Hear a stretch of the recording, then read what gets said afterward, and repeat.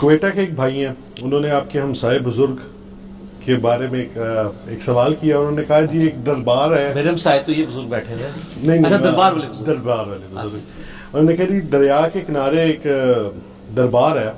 ان بزرگ نے جب جنگ ہوئی تھی تو قبر میں سے نکل کے بم پکڑ لیے تھے. جی جی جی. اور پھر 90s میں جب سیلاب آیا تھا تو وہ دربار کے اندر نہیں آیا, باقی ہر جگہ جو تھی وہ ڈوبی گئی تھی تقریباً, لیکن دربار کے اندر اس کو داخل ہونے کی اجازت نہیں تھی. تو وہ پوچھنا چاہ رہے ہیں اس میں کتنی حقیقت ہے, کیونکہ آپ تو یہاں کے رہائشی ہیں. یہ کوئٹہ کا سوال ہے نا جی کوئٹہ سر. ہمارے بالکل اکیڈمی کے پاس ایک کوئٹہ دربار ہوٹل بھی ہے, اس کا نام ہی کوئٹہ دربار ہوٹل ہے, لیکن الحمدللہ موحدین ہے وہ جن سے ہم یہ دودھ پتی منگواتے ہیں. جی یہ بالکل واکنگ ڈسٹینس میں.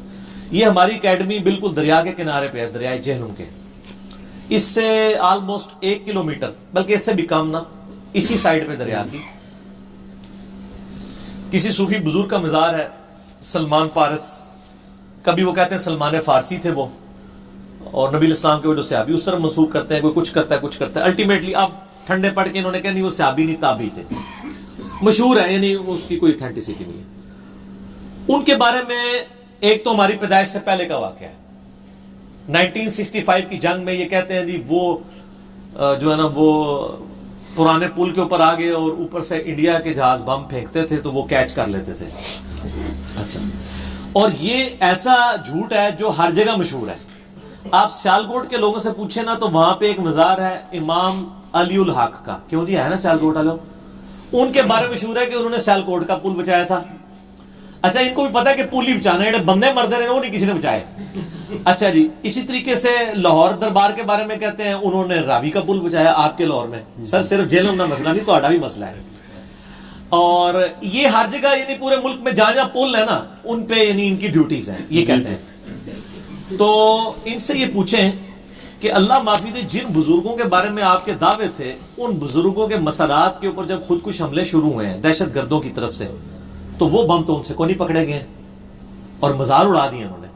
ایون شیخ عبد القادر جیلانی رحمۃ اللہ علیہ کا مزار بھی ڈیمیج ہوا ہے عراق کے اندر.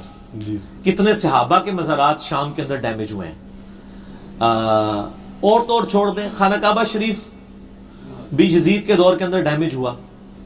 تو یہ مطلب دنیا بقدر ایفرٹ اللہ نے رکھی. یہ اس طرح نہیں ہوتا, یہ بالکل جھوٹ بول رہے ہیں. ایسا کوئی واقعہ نہیں ہوا. 65 والا واقعہ تو سنا سنایا ہے. اس زمانے پہ اگر جیو, ARY, دنیا ٹی وی یا باقی چینلز ہوتے نا تو یہ واقعہ بھی نہ مشہور ہوتا. ٹھیک ہو گیا. اب یہ واقعات اس لیے مشہور ہو گئے ہیں کہ اس زمانے میں کسی نے نوٹ نہیں کیا تھا تو جھوٹ مچا دے. بہرحال ایک واقعہ جس کی بنیاد کے اوپر میں ان سارے واقعات کو وائلیٹ کر سکتا ہوں وہ 1992 کے سیلاب کا واقعہ ہے. 1992 میں میری عمر 15 سال تھی, میں میٹرک کا اسٹوڈنٹ تھا, اور ہم گرمیوں کی چھٹیوں میں اسی مزار کے اوپر جمعے والے دن جایا کرتے تھے. صبح تربوز لیے دریا میں پھینکے, ٹھنڈے کر کے کھاتے تھے, مزار پہ صفائی شفائی کرتے تھے اور سارے کام کرتے تھے یہ. اچھا, تو اس امید میں کہ ہمارے اوپر کوئی برا وقت آیا تو ہمارے کام آئیں گے. لیکن ہوا یہ کہ جب ان پر برا وقت آیا, یعنی مزار کے اندر کیچڑ گھس گیا 1992 میں, تو سر اس خادم نے اس مزار کی کیچڑ صاف کی ہوئی اپنے ہاتھوں سے.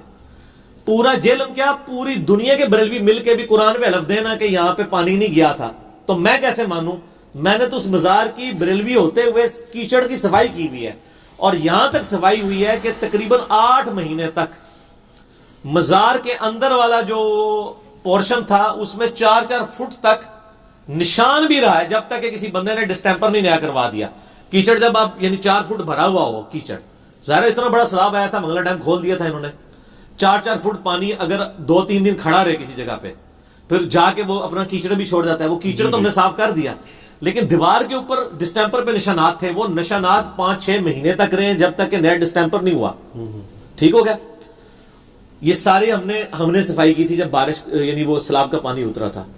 اس کے باوجود جہلم میں لاکھوں بریلوی ہمارے بھائی وہ یہ کہیں گے کہ جی دربار میں پانی داخل نہیں ہوا تھا.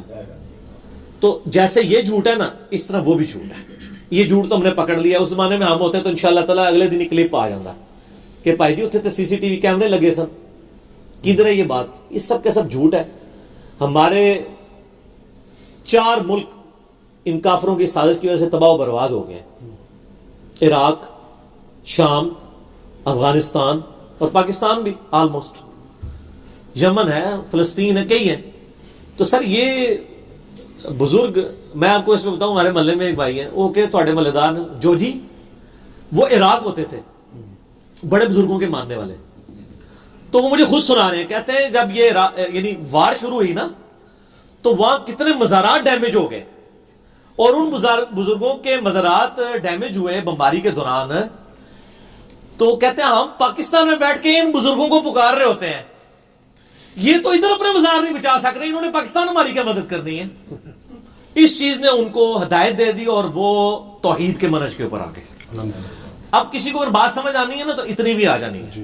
یہ وہی ہے نا، سنن نسائی کے اندر حدیث موجود ہے، اکرمہ ابن ابی جہل فتح مکہ کے موقع پہ جب بھاگ گیا، سمندر میں گیا، طوفان آیا تو سب اللہ کو پکارنا شروع ہو گئے. ان کا نبی علیہ السلام تو یہی کہتے تھے، اور ہم ان کو یہ سمجھتے ان کا اب بتوں کو، ان کا بت نہیں ادھر کام آتے سر، اتنے اللہ ہی کام آتا ہے. تو انہوں نے کہا اللہ مجھے ایک بار زندگی دے دینا تو میں نبی علیہ السلام کے مبارک ہاتھوں میں ہاتھ دے کے مسلمان ہو جاؤں گا. اور وہ مسلمان ہوئے اور جنگ یرموک میں وہ شہید ہوئے. اکرمہ ابن ابی جہل، باپ جو ہے وہ فرعون ہے اس امت کا، اور بیٹا جو ہے وہ صحابی ہے، اکرمہ ابن ابی جہل رضی اللہ تعالیٰ عنہ وعلیہ السلام. تو یہ باتیں جب کلک اس زمانے میں کسی کو کرتی تھی نا تو مسلمان ہو جاتا تھا. اس زمانے میں بھی اگر کسی کو کریں گی وہ اپنے عقیدے کی اصلاح کرے گا، لیکن جس کو کلک نہیں ہوگی اس کو ہم گھوٹ کے تو کوئی اسلام، اس کے اسلام کا صحیح منہج نہیں داخل کر سکتے. میں مسلمان ان کو سمجھتا ہوں انہیں ڈیٹریکٹ ہے، حالانکہ یہ ماشاءاللہ سب کو فتویٰ لگانے کے اوپر شیر ہوتے ہیں. میں کسی پہ فتویٰ نہیں لگاتا ہوں، میں کہتا ہوں مسلمان بھائی ہیں، ان کی اصلاح کرنی چاہیے. ٹھیک ہو گیا؟